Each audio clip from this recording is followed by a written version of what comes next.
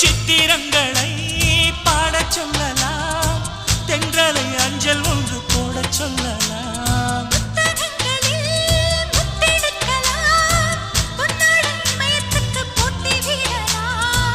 பூமிக்கு பொட்டு வைத்து பார்க்கலாம் பார்க்கலாம், பூவுக்கும் ஆடை தைத்து போடலாமா?